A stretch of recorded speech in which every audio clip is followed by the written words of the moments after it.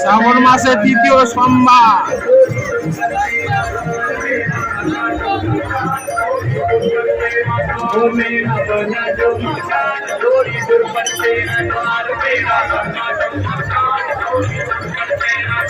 मेरे बेटी फिर की दर्शन होते हैं